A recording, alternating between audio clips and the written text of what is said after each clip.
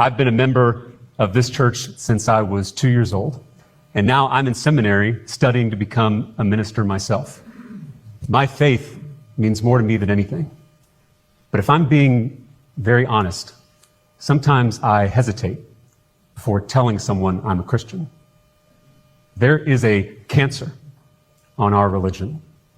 Until we confess the sin that is Christian nationalism and exorcise it from our churches, our religion can do a lot more damage than a six-pack of Lone Star.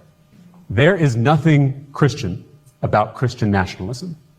It is the worship of power, social power, economic power, political power in the name of Christ.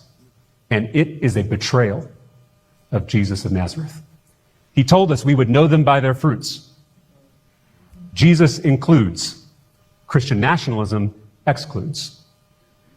Jesus liberates. Christian nationalism controls. Jesus saves. Christian nationalism kills. Jesus started a universal movement based on mutual love. Christian nationalism is a sectarian movement based on mutual hate. Jesus came to transform the world. Christian nationalism is here to maintain the status quo. They have co-opted the Son of God. They've turned this humble rabbi into a gun-toting, gay-bashing, science-denying, money-loving, fear-mongering fascist.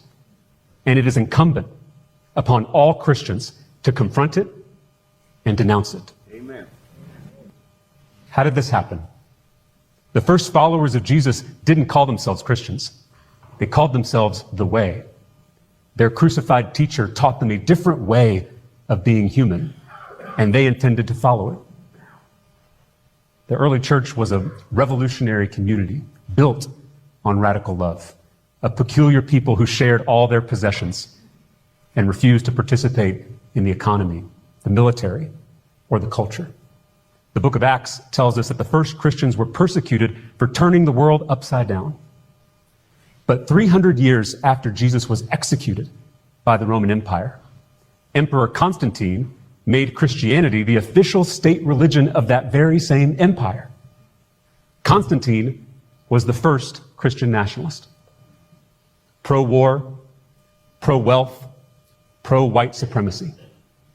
That original countercultural movement became a tranquilized, privatized, weaponized religion, the official sponsor of Western civilization.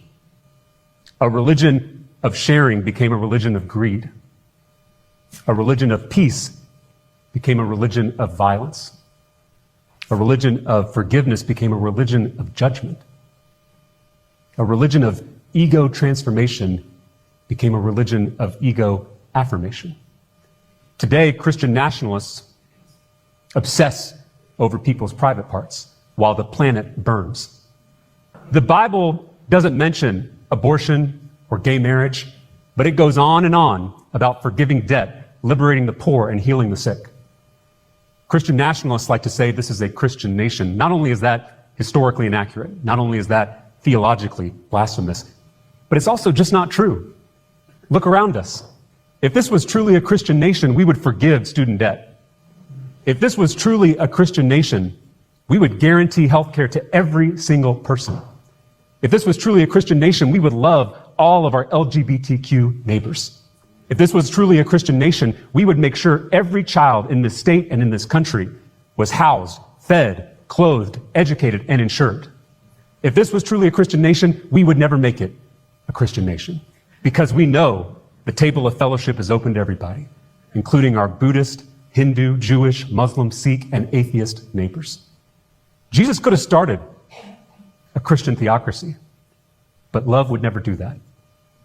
The closest thing we have to the kingdom of heaven is a multiracial, multicultural democracy where power is truly shared among all people, something that's yet to exist in human history.